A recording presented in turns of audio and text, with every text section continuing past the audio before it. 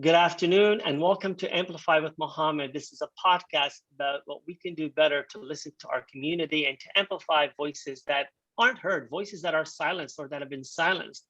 And our goal is to listen to those voices, to listen to their concerns, and to make sure we can amplify them where it matters.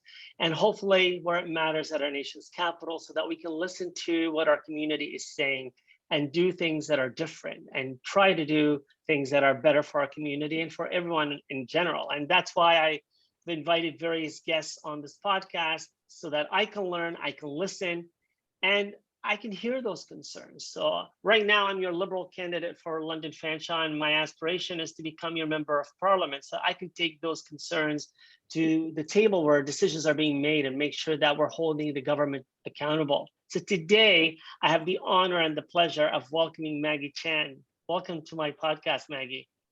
Thank you so much, Mohammed. Thank you so much for having me. And I'm very, very excited to have a discussion with you today. I'm equally excited. And I know that this is some of the parlay that people start off podcasts with, but I really am truly excited to have you here. I always feel that it's a pleasure, whether I'm calling people, which I do daily, whether I'm knocking on people's doors, which we're going to start doing again because we haven't been able to do that in the pandemic. What we learn when we listen to people.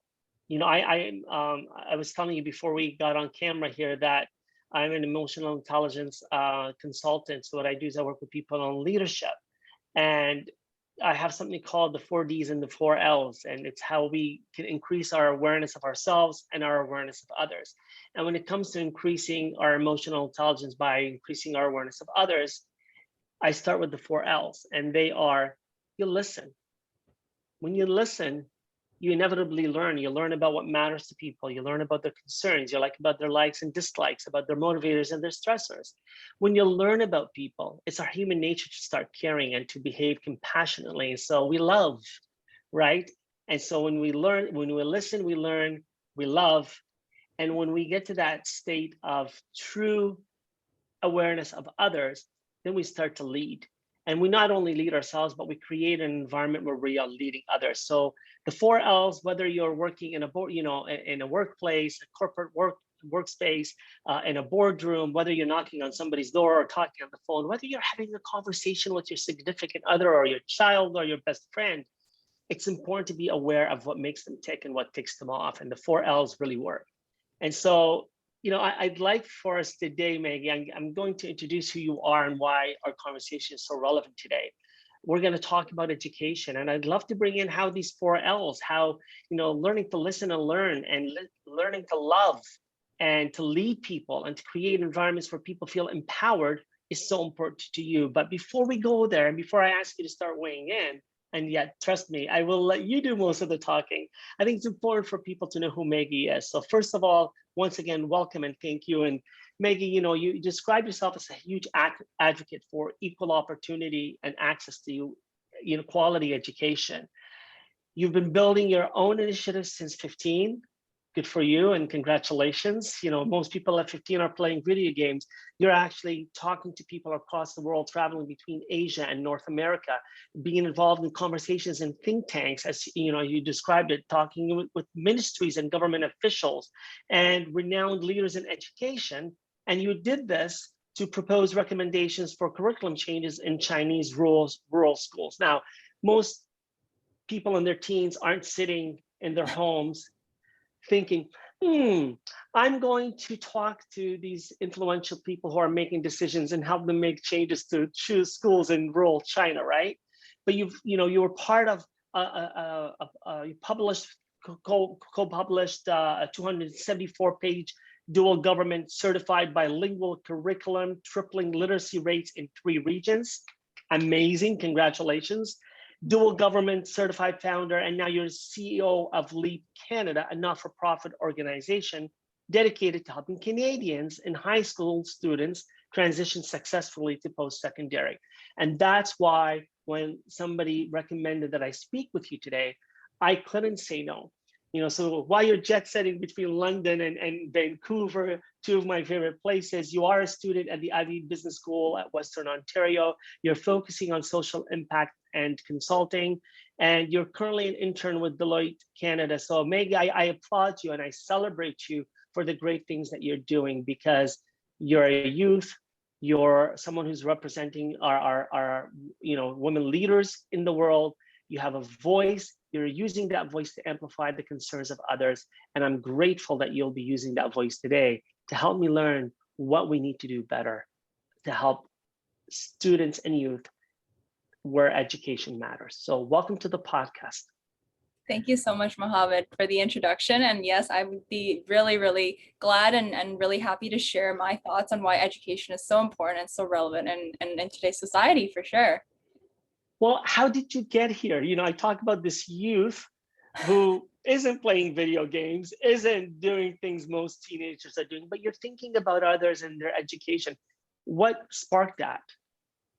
Yeah, no, trust me, when I was 14, when I was 15, while I was still thinking about all of these different things, I was definitely playing video games at the same time. But I think what really piqued my interest at the very beginning was when I actually flew back to Asia to visit family members. I haven't been there in a very, very long time. And so I thought it would be a really interesting opportunity to actually see what the educational structure looked like in Asia and how it was different than the world that I grew up in. And so back when I flew back, I sat in the classroom and I listened to what the teacher was teaching. I sat with my peers and I just really lived in the day-to-day life of what, a student in China would live. And it was that moment that I realized, wow, this is very, very different than what I have been exposed to when I was growing up in Canada. There were a lot of things, very archaic differences that I noticed. And one of the biggest things was that I felt like the curriculum was not up to date. A lot of the things that I was learning in those schools and in those classes, I felt like were not really applicable to real life and were things that I thought were outdated. And so for me, what I really wanted to do when I came back to Canada was say, look, what are we currently doing really well in Canada, and how can we bring that to other communities around the world by leveraging the resources, by leveraging the connections that we have and my personal connections? How can we bring all of this in Canada back to a country where I am originally from? And so that's kind of what sparked that interest. But in terms of how I went about and starting it, I was definitely a very, very confused child. People didn't want to talk to me because, that's the 14-year-old. She doesn't understand anything. But I think just having those conversations and kind of showing them that I cared about this issue was really what kickstarted this whole project. And so as I dove deeper into it, I proposed, for example, to a teacher, can I try, a curriculum change in the next semester? Can I try developing this training plan? Can I try doing this? And can you let me run it for a day, for a week, for 2 weeks? And the more I started doing it, the more people around me started to see the changes that I was making in those schools. And that's when, the whole organization started to take off. And that's when I realized there's so much more I can do. And that's kind of how my first organization started. And Greta Thunberg must have actually followed in your footsteps, not the other way around. She probably saw what you were doing in education and realized that she could do the same thing around our climate concerns, right? But these are very real issues, whether we're talking about the climate and whether we're talking about education. People in my demographic, in the 40 plus demographic, 50 plus demographic, we tend to forget or overlook what's important to generations that are coming in.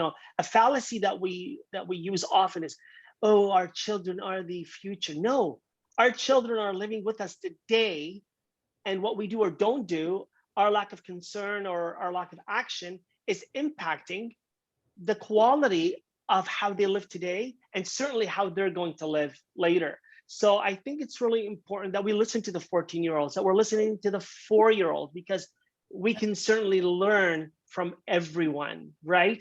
And I think the more that we do that, we learn to appreciate each other. You see how I'm talking about these 4 L's, because they really do make sense, right? But if we want to be good leaders, whether leaders in our households, to listen to our children or to listen to each other, whether we want to do that in our workspaces where it's important to let people weigh in so that they can get their buy-in, whether we're in politics or elected officials who are representing the communities that have actually voted for them, it's important to listen. And you were saying, people didn't want to listen to this 14-year-old. So I'd love to know, how did this 14-year-old put on the on switch with the people she was talking to so that they were really interested and now they were listening? What did you do? That's a really great question for sure. I think with the 4 L's, I love the way that you kind of phrase that and put it into an acronym, because I think now that I'm thinking about it, that's exactly what I did. I think listening also doesn't just start from, the top to bottom or the bottom up. It really starts at like my peers. And so I actually got my peers to listen to me first. I reached out to a friend, I reached out to a classmate, I reached out to someone in the other class, and I said, hey, look, I have this idea. I would love for you to listen to my ideas. I would love for you to give me some feedback in terms of what you think my plan can improve on, what I can do better to make this plan seem more feasible at the very least. And from listening, they gave me their input. And from listening, I was able to capture, what mattered to them in terms of education. And then I moved forward. So I would bring those new recommendations to my teachers, to my principals, and move my way up and say, hey, look, are there any other opportunities that I can get involved in where I can talk to a key decision maker, someone who's able to actually help me implement this, someone who I know can connect me with other people?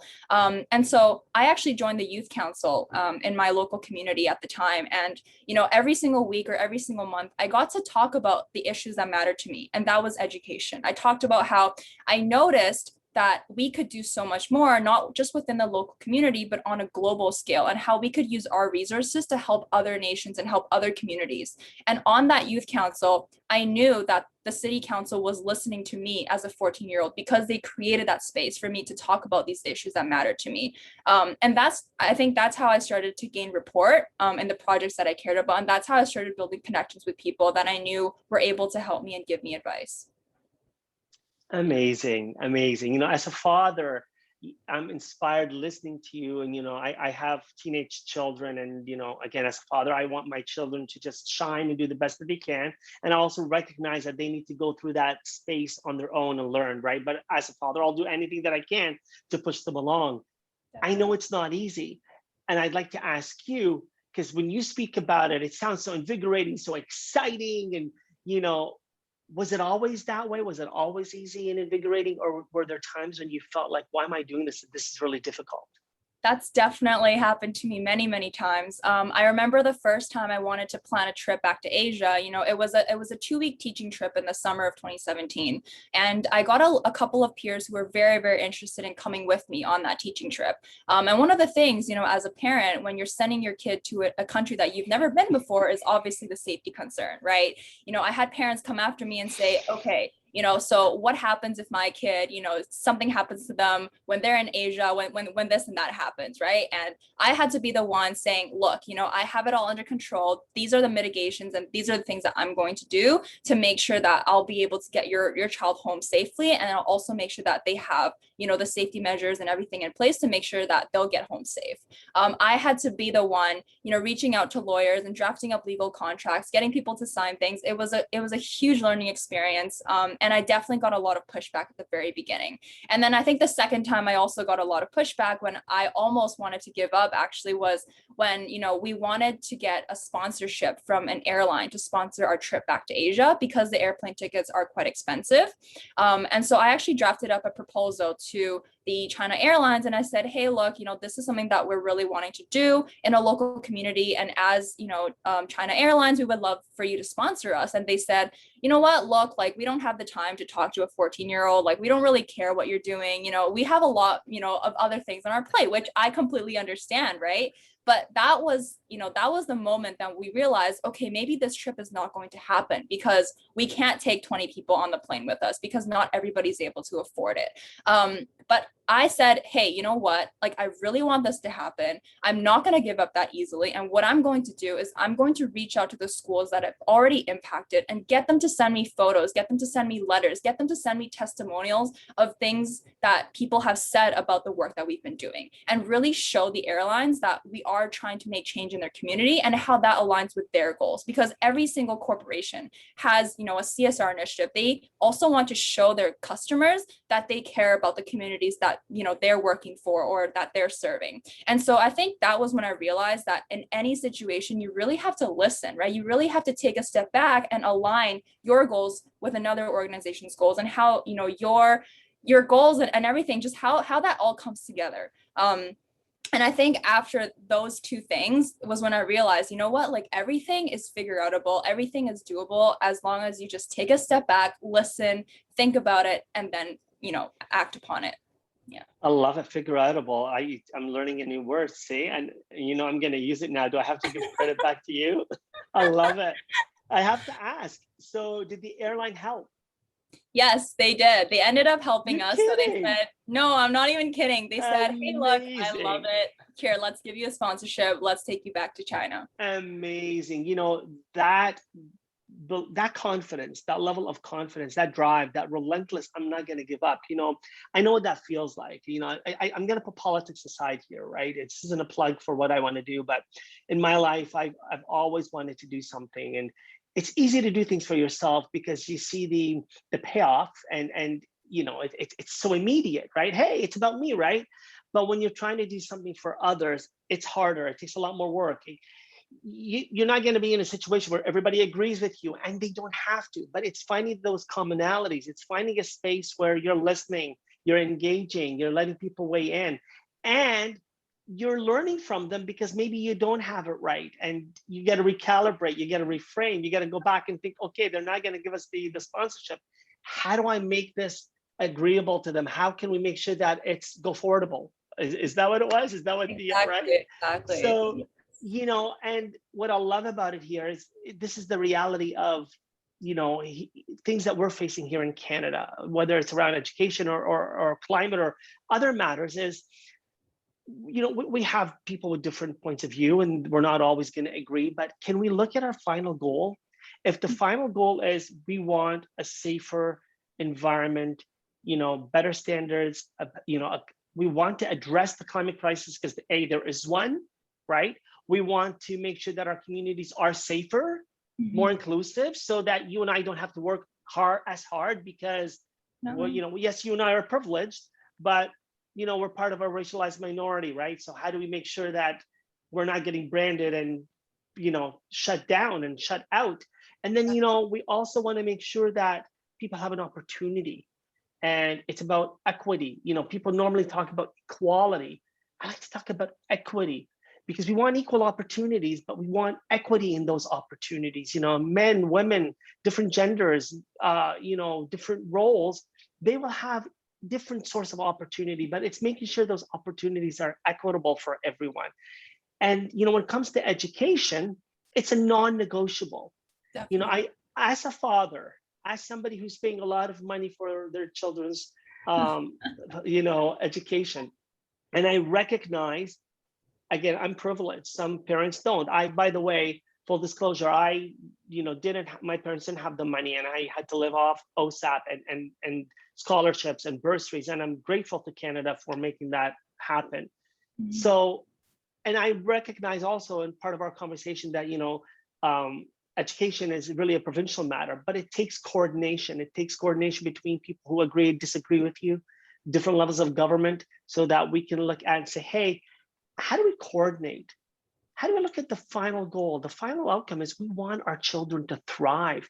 When we look at COVID, and particularly, children who are, I believe, like 15 to 24 have suffered 63% will, have actually been impacted the most by COVID. When we look at children aged 25 to 34, 61% of that demographic has been impacted by COVID. And it only, as you get older, it goes down. So people like me have been less impacted by COVID. So we're not talking about, we're talking about, how do I say this without being insulting?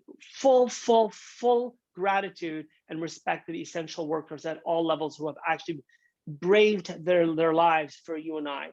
Definitely. But how about those students who have also now they're sitting at home, they're in situations maybe that they're not healthy situations mentally, physically, maybe they're they're in abusive relationships, right? And now they can't go physically to school. They maybe they don't have a computer, maybe they don't have access to internet. How do we recognize the toll that COVID has had and address it? I don't know if we have one answer or the answer, but I'd like to, as a student, and you've gone through this, I'd love to know what recommendations would you have that we can do things better for students today? Yeah, I definitely agree with you on the point that there's a lot that we can do. And I think it really comes down to prioritizing, right? What can we do now and what can we do future? And how do we develop a plan that will accommodate for the short term and the long term plans that we are planning to, like for the things that we really want to do. But I think in terms of just like initially, the future of work is virtual. I think, regardless of whether everything goes back into person or whether, everything stays virtual, a lot of work that we do, a lot of productivity is going to stay virtual. And because it's more efficient, because it's easier to communicate, I think, governments and schools, they have to realize that, and they have to make sure that whatever systems are in place now are accommodating for that type of future that we're having. And so I think like this, hopefully I can introduce my organization here, and kind of what we've been trying to do for students is, for me, after my first year, after everything was impacted, I realized that for incoming students, they would have to adjust to a virtual world. And for incoming students, they would have to adjust to, university life without being in person, and kind of still having the same experience without, without feeling left out. And so what I did was I said, hey, look, I want to make sure that incoming university students have the resources and the tools that they need to succeed in university, regardless of where they are. So for example, if I'm going to University of Toronto, if I'm going to Western, but I physically cannot be there in person, I still want to have the same experience that I could get if I was in person. And so that's how Leap Canada came to play. I was listening to a couple of webinars and I said, hey, look, like, why don't I do the same thing, but for high schoolers, because I didn't have that type of support when I was transitioning to university. And so now we have an organization. It's a Canadian government certified nonprofit organization where we develop a lot of different programs that are free for students to take advantage of as they transition to university life. So we have weekly webinars focused on every major university in Canada, as well as general webinars focused on how to balance your academics with your extracurriculars, how to time manage, how to make sure that, you have the finances. For example, 2 days ago, we had Grant Me Canada come in and talk about how to, apply for scholarships and how to secure funding as a low income student or just as a regular student. And how to pay for your way through university. We have exploratory programs in partnership with Lions Club and TD Canada and CIBC, where they're sponsoring a business week or a science week or a technology week, where you have a deep dive into that industry and learn about everything that's related to business. So, going into your business major, there's so many different options out there, and it's not just consulting, not just finance. And I think what our organization has really helped students with is telling them that, university is not just a one-way path of going to university, getting a good job, and staying in that career for the rest of your life. And we're trying to break that barrier, and that, we're trying to break that stigma of saying how university is just to get a good job. We want to introduce people to as many careers as possible. We want to connect them to people that have been in, those shoes a few years ago, and be able to mentor them and show them that there's other things out there that they can pursue.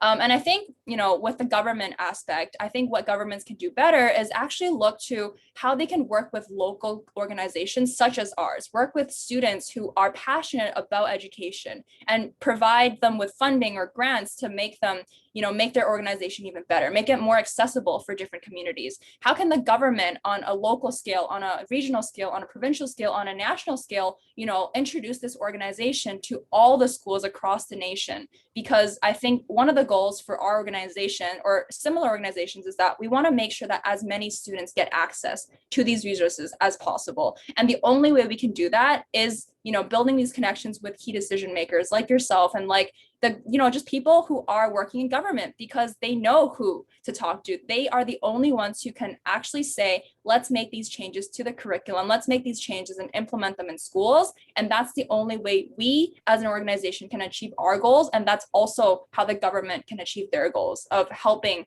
us shape the future of what education is going to look like. Amazing, truly amazing. I want to come back to that in a sec, but I have to ask you, so LEAP Canada stands for? We stand for, so it's LEAP, we learn, empower, assist, and prepare. Amazing. And from what you've explained, I'm sure you do, if not more than that, certainly you do a lot I'm thinking of how important this was.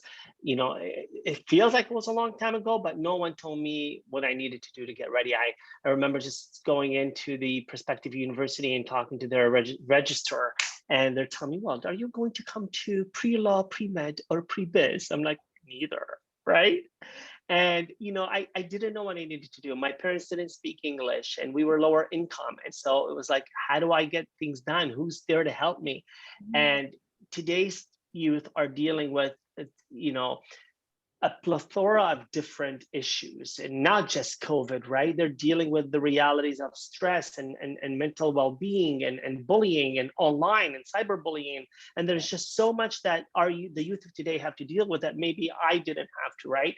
And you're giving them that education and that ability to transition and become aware and to succeed. And when you talk about, I want to come to this point about why, in my generation, hey, you went and you got a job, you got a degree, and you stayed in your job for 22 years. Like, I've been in my full-time job for almost 22 years, right? And that may have worked, and it may still work for certain people. But when we look at what happened with COVID and how so many people had to pivot, sorry for using that word, or shift, if they weren't prepared, then they weren't going to be successful. And I know, and again, this is not a plug for the government, but I do have to recognize when we're putting in good programs, because to your point, it's to recognize these programs, to ally with organizations, not-for-profits and workspaces who are actually working hard to make a difference. But I can say that our government has actually started to recognize that we need to do more for coming out of COVID. We need to do more for our youth. So I know that we're doubling down the Canada Student Grant for 2 additional years. There's waived interest on federal loans until March 31st of 2023. No one earning less than 40K, a year will need to make loan payments. More like disability support for recipients of student financial assistance who have disabilities and prolonged and but not permanent disabilities. But there's also help for Indigenous post-secondary education for during and post COVID. We're looking to help students build their skills and start jobs with internships and millions of dollars towards that. So I know I get excited when I look at the different ways that we're not only going to put an end to COVID and finish the fight on COVID, but how do we move forward? Because we need to move forward and recognize it's not about our children are the future. It's what programs do we have in place now? What can we do so that we're not always reacting? And again, as somebody who's an emotional intelligence, I use the word expert, but let me rephrase. Someone who loves and is passionate about emotional intelligence, I talk to people often about, hey, we need to learn to respond and be proactive as opposed to reactive.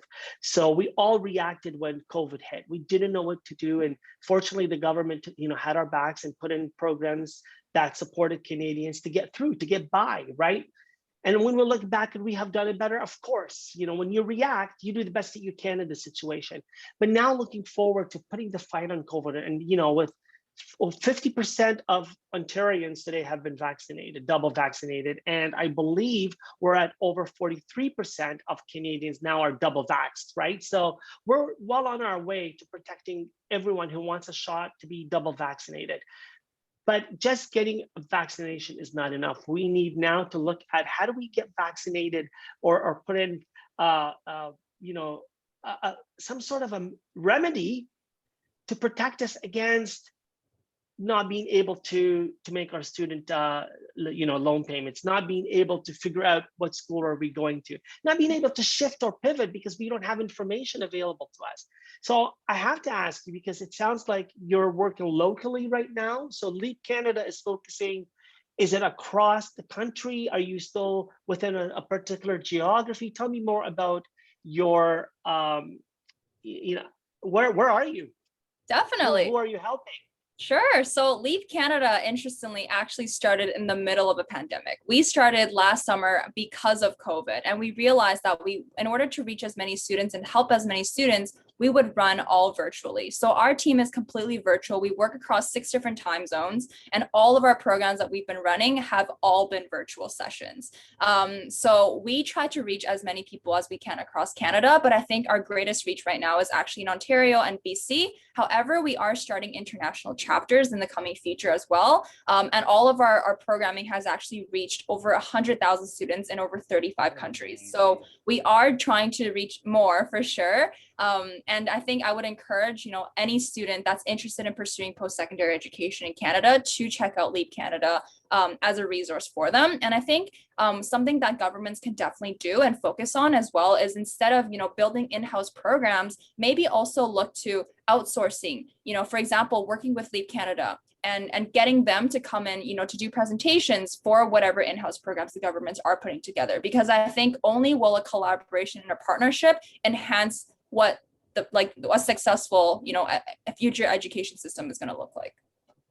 And so I have to ask you, Maggie, have you been able to coordinate and collaborate with any level of government in our country, whether provincial, municipal, at federal level? Have you gotten any support? And again, this isn't a plug-in for any party or any government level. I'm curious, because this sounds like an incredible program, and any community should be ready to help support something like this. So I'm just wondering, have governments actually knocked on your door? Have you knocked on their door? Where are you with that?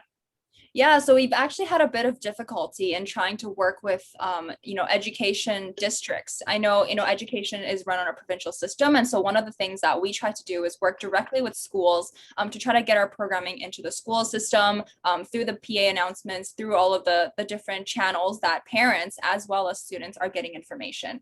But I think just with COVID and with, the changes that the schools themselves are facing, it's very hard to accommodate for maybe a new organization like Leap Canada. And so we've had some difficulty in terms of trying to get our information out to school districts and working with school districts. And I think something that we also have been trying to do is apply for grants within, municipal as well as local, regional, provincial levels. And currently we are in the process of applying for a grant from the City of New Westminster, located in British Columbia. But I think what the government is doing right now in terms of offering grants to local community organizations is really, really great. And that's definitely something that I think they should definitely continue to do. And if people wanted to reach out to you, Maggie, whether they're schools or government or other, organizations, how can they do that? Yeah, so the easiest way would just to go on our website at leapcanada.org. So LEAP Canada.org. We have all of our information on the website, as well as links to all of our social media channels, as well as all of our emails. So that should be the easiest place to reach us. Or they can reach out directly to me on LinkedIn. And I'd be happy to connect them with my team. Amazing.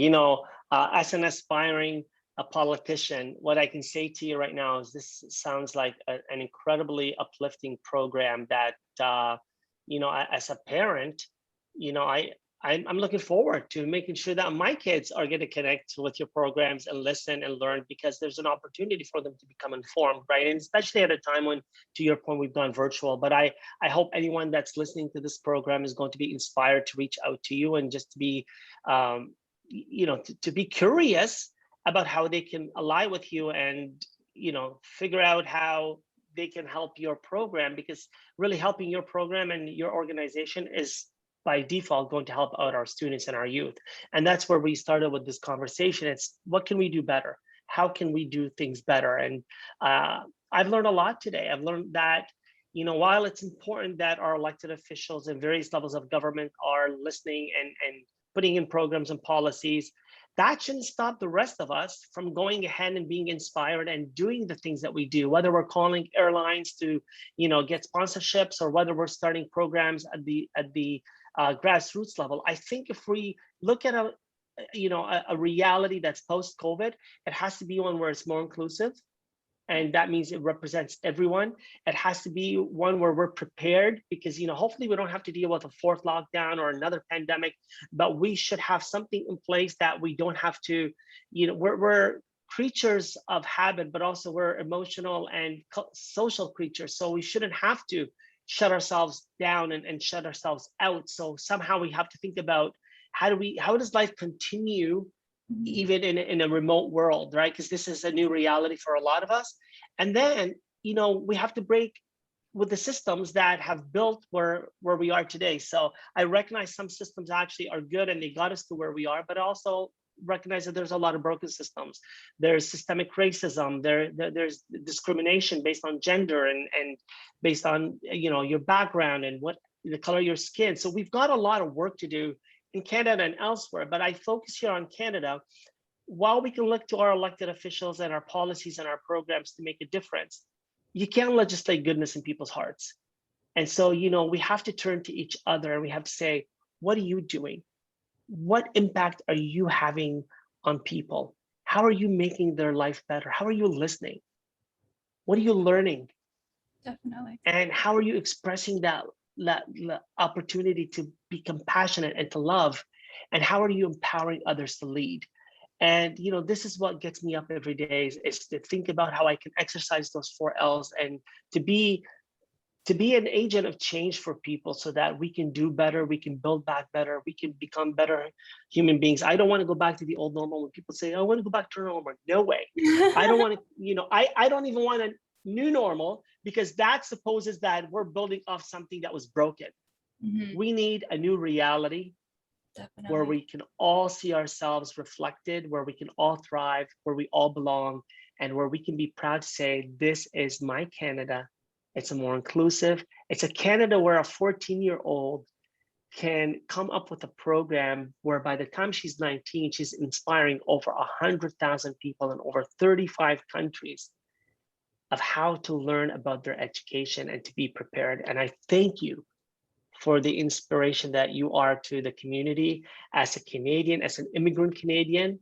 I salute your parents for doing a wonderful job, but I salute you as well because you've taken a lot of that on yourself. So thank you very much, Maggie, for being my guest, for enlightening me today and educating me, and for keeping us all focused on the most important thing, which is our education. So thank you very much for being my guest today on Amplify with Mohammad. Thank you so much, Mohammad, for inviting me to be a part of this podcast. It was a pleasure to be here. And yeah, thank you so much. Thank you. Take care. Take care.